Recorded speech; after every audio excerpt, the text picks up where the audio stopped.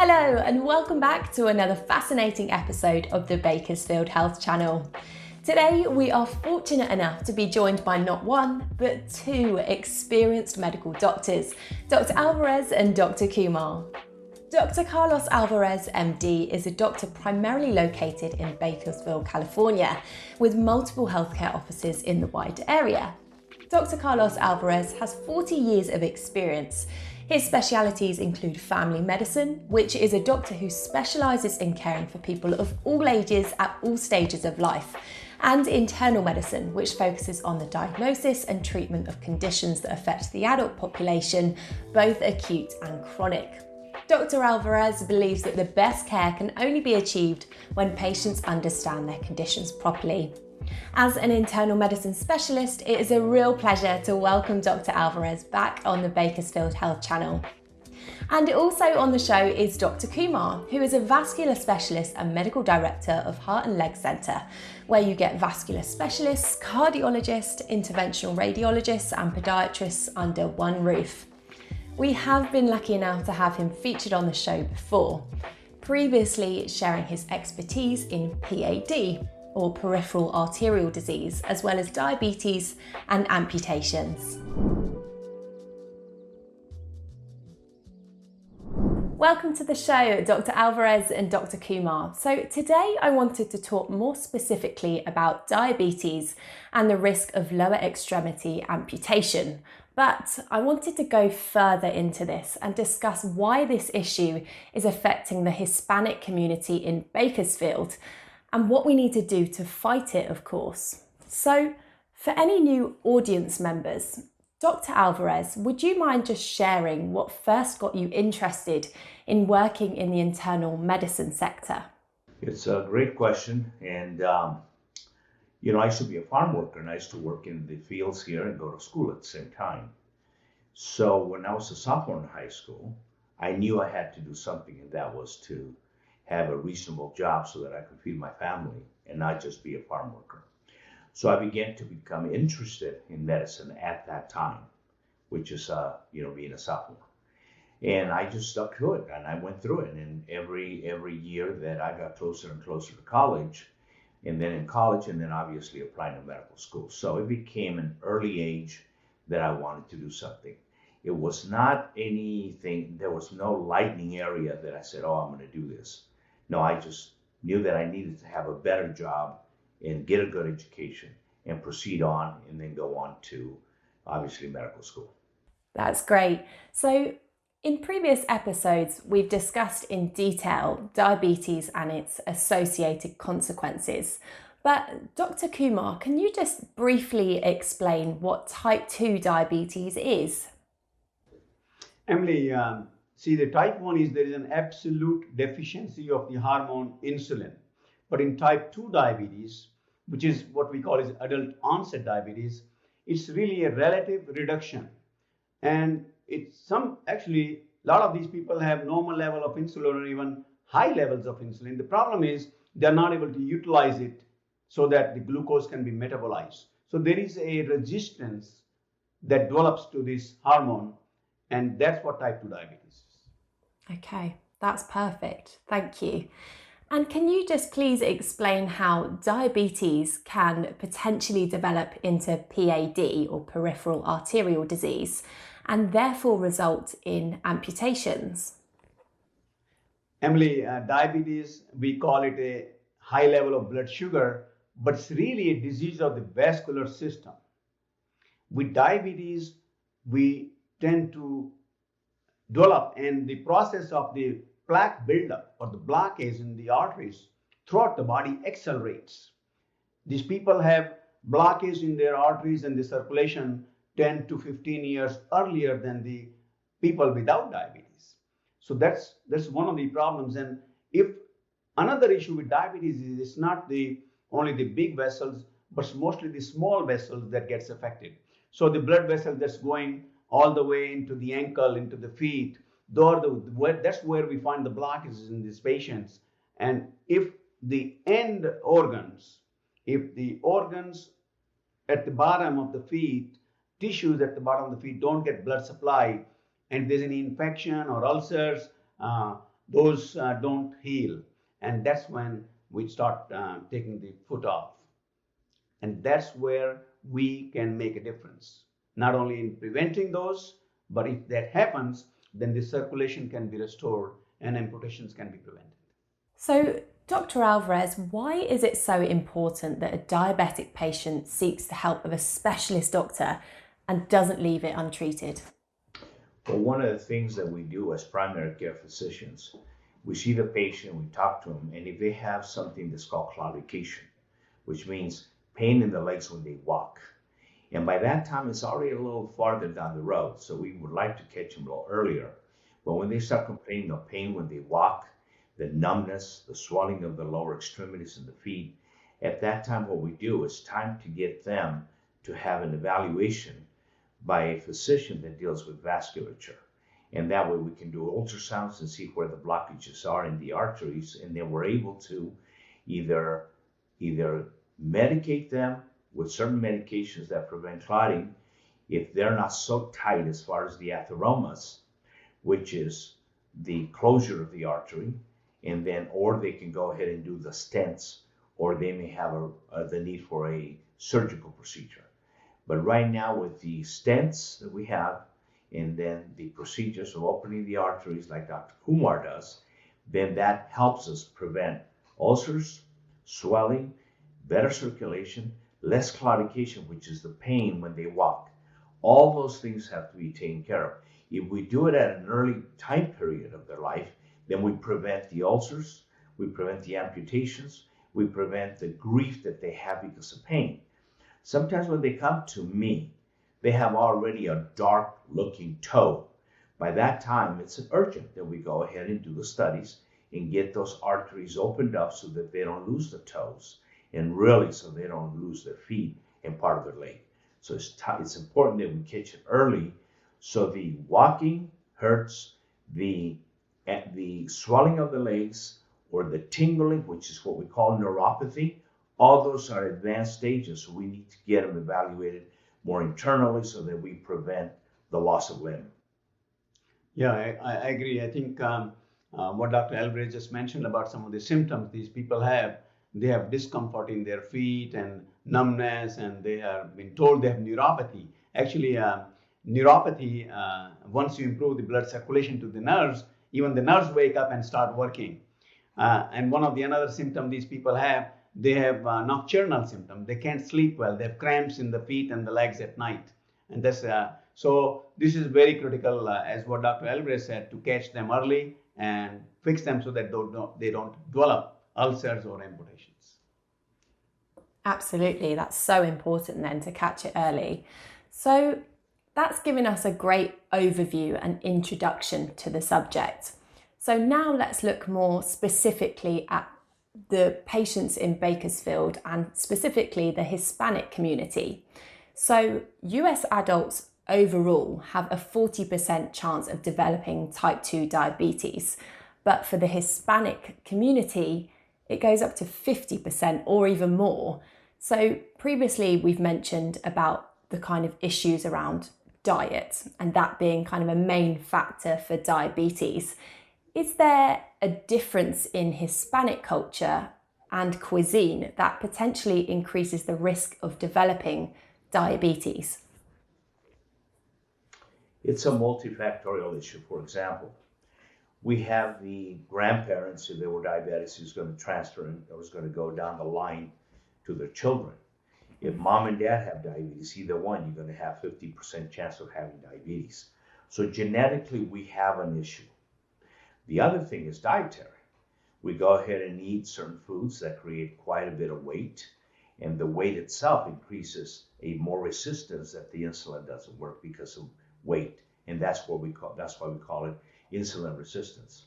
So these factors are the ones that are a problem. Now, in Kern County, or Bakersfield, or this whole area here, is one of the nests in the whole country. There's several nests where we have a large number of patients with high blood pressure, high cholesterol, diabetes, and that triad with obesity makes it more of a high number of diabetics with many problems here in this community.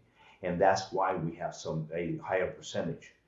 So the educational process for this whole community is imperative, so they are able to know that weight loss or having their weight down with exercise, monitoring what they eat.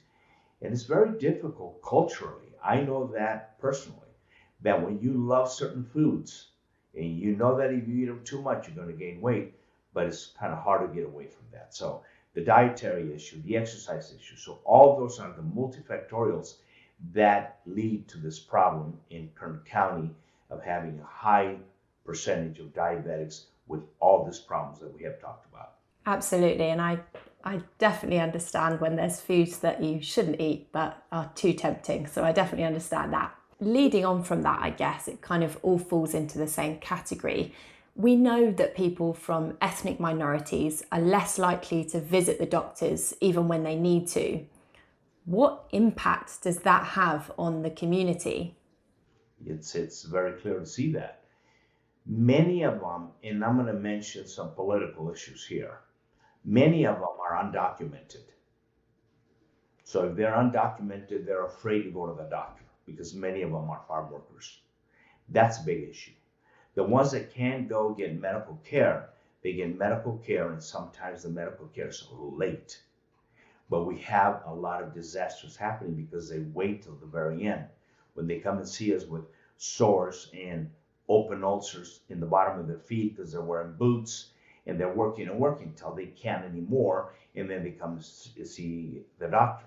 So the hesitance of going to doctors is a big issue in Kern County. Also monetary. If they earn $70 to $80 a day and they go pay $100 to see a doctor just for the visit, look at that's also an issue, that they cannot afford to see the physician, or they're not going to lose a day of work to go see the physician because they count on that to survive. The other thing is that they can probably go off hours in the evenings and also on the weekends. And those doctors that open on the weekends, then they have the ability to see patients and the disasters that occur out there in our community.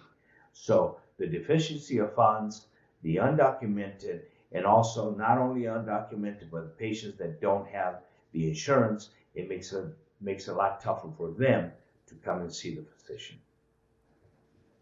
Okay, thank you. I think that's a really important thing to talk about and to educate other communities from different backgrounds about, because some people might have the view that they just don't want to, or they're lazy.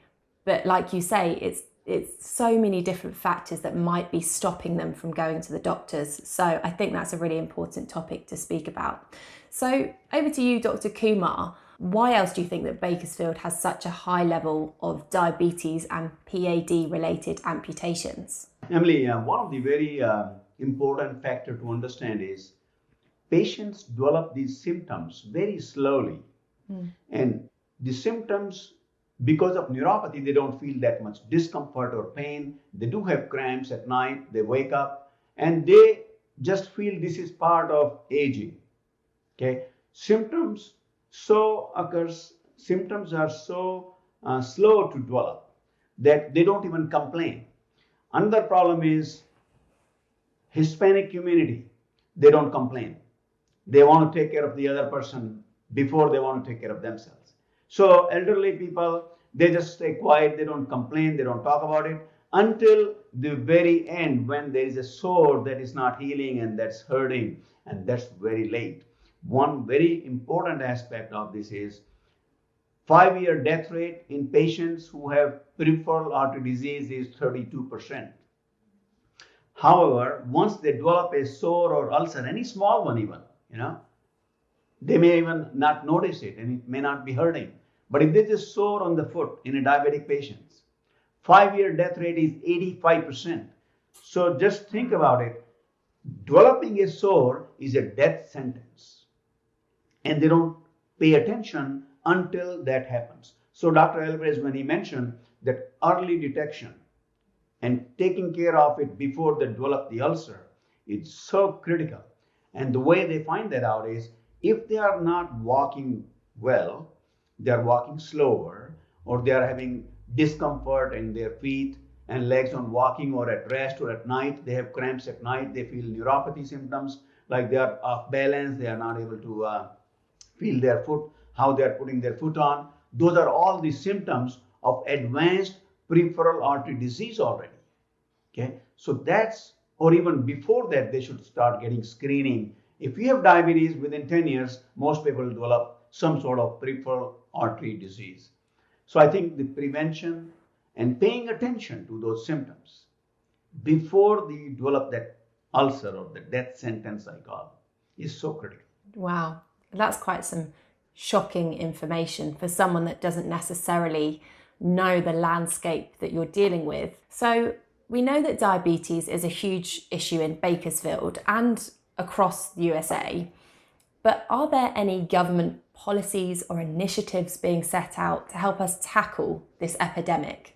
I'm going to answer to that the government does make it available for us to educate. They do allow the pharmaceutical companies to give us information to educate. Mm-hmm. And we are able to have patients come in and hold education classes so that we can be compensated for the time in groups. And so those are one of the areas that we can say that they do allow us to do the educational process.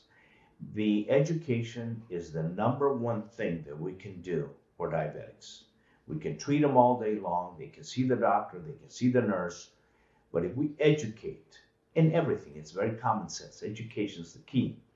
But if we educate in large numbers, whether it's through media, radio, television, whatever we can, if we educate, that's going to be the number one thing that we can do.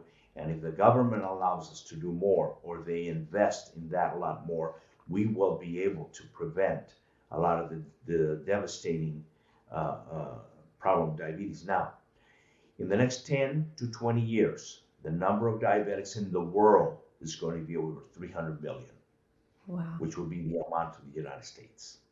So when you have India, the United States, you have Mexico, South America, all the countries, when you put them all together, you're going to have over 300 million diabetics. You have the pre-diabetics, the full diabetics, and the ones that are end stage that have blindness, they have kidney disease, they already had amputations, they have all these deleterious effects on hemodialysis. This is a large problem with diabetes, and it's going to eat our lunch financially because of the fact that it's getting out of hand and it's further getting along. I'd like to also add, government is actually doing a lot in their capacity. They are paying for all the necessary visits or diagnostics or treatments, or even for preventing amputations. Actually, government wants to prevent amputations because it costs $500,000 per amputation to the government. So government is very interested in preventing amputations. Because imagine you are not able to do anything after you have amputation, then government has to have those extra help and people around you, and they pay for it. So government wants to pay for it. I think where there is a problem is government efforts in educating the communities. Okay, that's where we fail. And I guess that's the whole reason we're doing this podcast, right? To educate people and to give people the information that they need on the subjects that we're talking about now. So, Dr. Kumar, if a diabetic patient comes to you at the Heart and Leg Centre, what are your first steps towards helping them, A, manage their diabetes, and B, avoid a potential amputation? Emily, that's a very good question. When we see these patients with diabetes, we take a very detailed history about their symptoms, how they are sleeping, walking, and how they are taking care of their foot. Foot care is extremely important, So when we examine them, we pay very special attention to their circulation, not only in the legs and feet, but diabetes is a systemic problem. Where they have the blockage in the neck arteries, they have the blockage in the heart arteries, everywhere. So we actually take a detailed evaluation to see what areas are affecting. Because we not only take care of the legs and circulation in the feet, but we are a full cardiovascular center, and we ourselves, actually, we are a circulation practice. where we look at the circulation going through all the organs in our body. After looking at all that, we evaluate if there is signs of reduced blood flow to the any of the areas. We will evaluate for that, and that's easy to do, like an ultrasound of the legs and lower extremities, and that will give us a result within an hour. Okay, we'll know before they leave what level of the blood circulation they have and where the blockage is and what can be done. Let's say, for example, if the patient has ulcer or gangrene in the foot, we evaluate, we know within an hour what the problem is. We actually would take them to the angiography suite the same day or within 24 hours and try to restore the blood circulation, because it's very critical to improve the circulation. Otherwise, we call it time is tissue. The more you wait, the more they continue to lose the tissue. And that's very critical. Absolutely. So again, repeating the key message here that time really is critical. And Dr. Alvarez, what advice would you give someone at your surgery who was worried about developing diabetes? What lifestyle changes can they make to reduce the chances of developing it? We see that every day in our office. Patients that come in that are brand new patients, they want to have a physical. We find that they're pre-diabetics or diabetics. Then we actually definitely explain to them that dietary is definitely something that they need to look at. But one of the things that I do is I look at their weight, and I circle their weight on the chart that I have in front of me, and I show it to them. And then I ask them, I tell them to give me so many pounds a week or a month, and that way we can reduce little by little.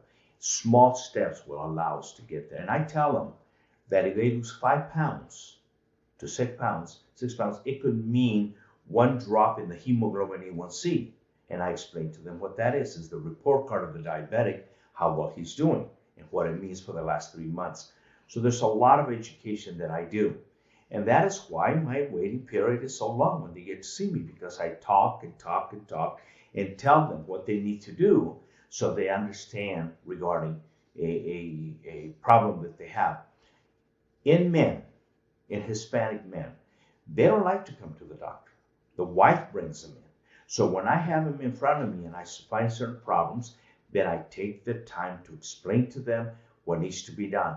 And if I gain their if I gain their trust, they'll come and see me over and over again. But not until then.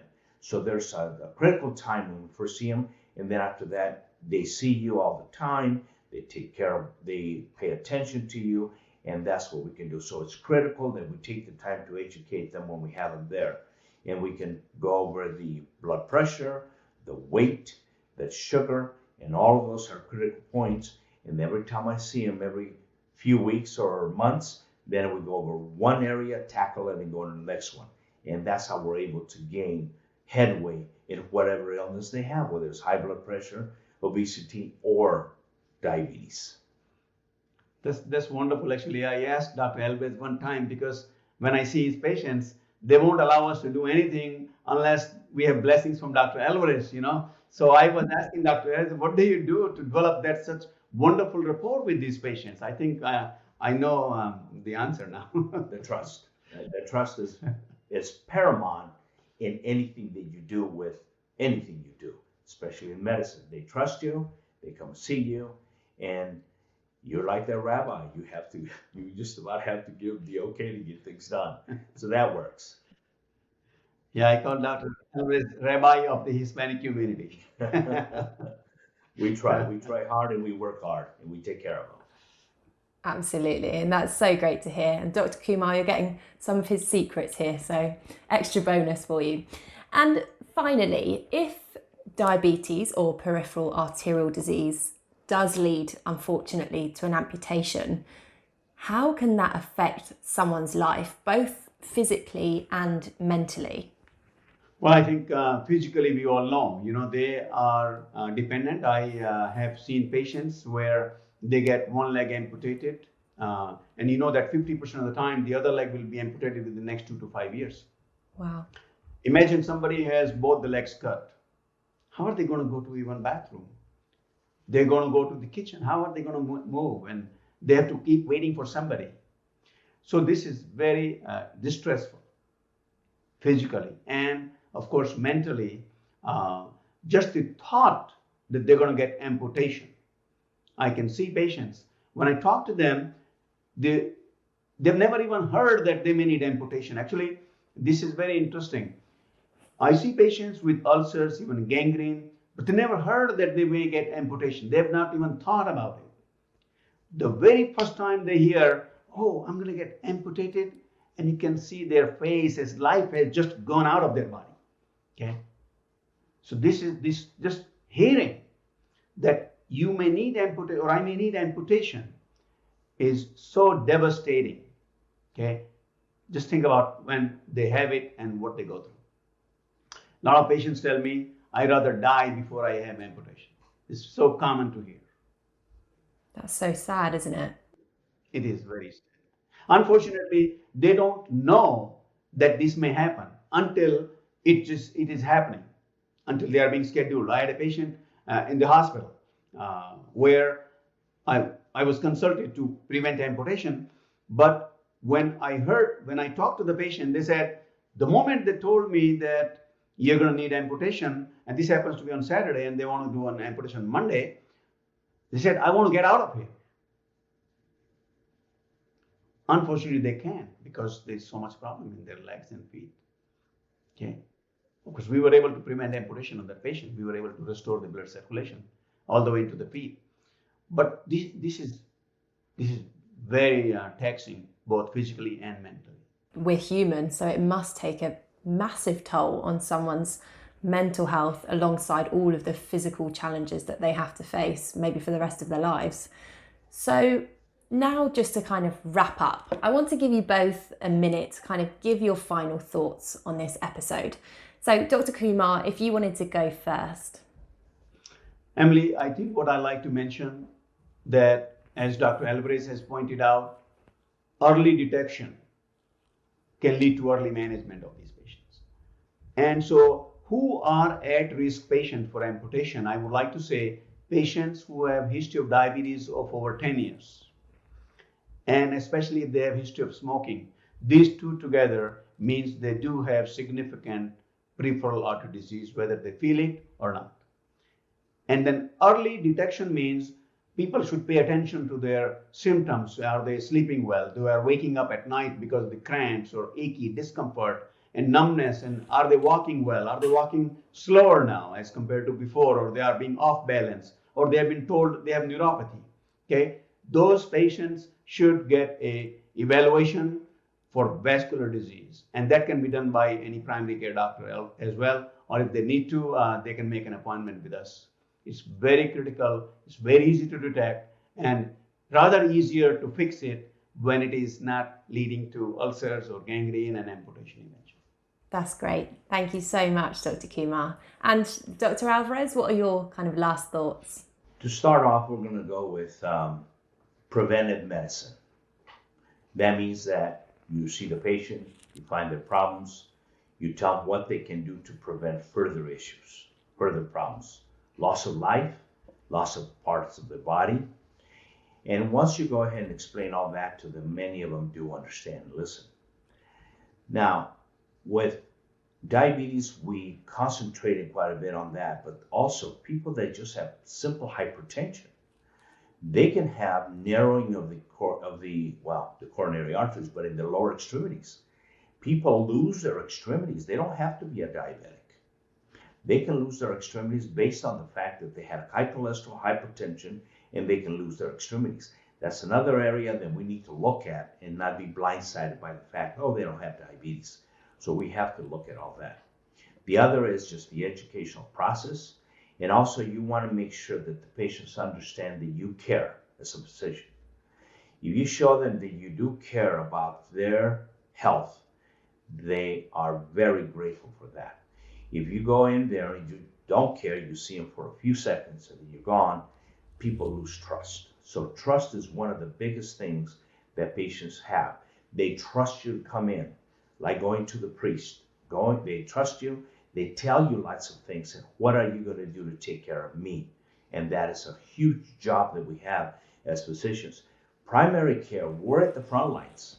We're the first responders, and it's up to us to catch the diagnosis way before it starts to have other symptomatology. And if we can catch those, guide the patients in the right direction for referrals to take care of their health, that is paramount for the primary care physician. So we have to do that. Be alert, ready to go with some of these patients. When they have the problems with their eyes, go to the ophthalmologist on time. Problems with the kidneys, on time. Same thing with lower extremity symptomatology. Let's get them to the cardiologist or get them to the vascular surgeon. Dr. Kumar's a cardiologist and also a vascular interventionist. So that we can go ahead and get the patients to him early, and we can prevent a lot of grief and a lot of psychological trauma once they lost their leg or their foot or maybe both extremities. So we don't want to get there. We want to prevent all this, and how we do it is by having the patient trust us and educating them, which MD, doctor, means teacher. Both really important messages from both of you there. And if someone's sat at home listening or watching this and they want to get in touch with your team, Dr. Alvarez, where can they find you? They can look in the media to go ahead and find, but I'll just give you my regular number that we use, 661-489-5999. That's the number you call. That's the central number, and they can take you to any one of our locations that we have here in Kern County. That's brilliant. Thank you so much. Thank you both, Dr. Kumar and Dr. Alvarez. It's been really interesting chatting to both of you. Thank you, Emily, and thank you, Dr. Alvarez. Thank you very Carlos, much. that's been wonderful. Appreciate it. Thank you. Very nice. Mm-hmm. Thank you. Thank you to both our amazing physicians for joining us on the show to share their expert knowledge, insight, and experience with us. So that's it for our show today. We do hope that you've learned the practical steps that you need to live a healthier life. This podcast is brought to you by the Bakersfield Health Channel. Now, if you wish to speak to someone about any of the issues that we've discussed today, you can do so by visiting www.heartandleg.com or contacting 661-324-4100. You can also visit www.alvarezhealthcare.com to find a centre close to you. Dr. Alvarez operates in several areas in Bakersfield, including Truxton, Greenfield, Lamont and Shafter. And please do share this show with anyone that you think might benefit from the information that you've learned today. You never know, it might just be the helping hand that someone needs. From the Bakersfield Health Channel, may you walk stronger and live longer.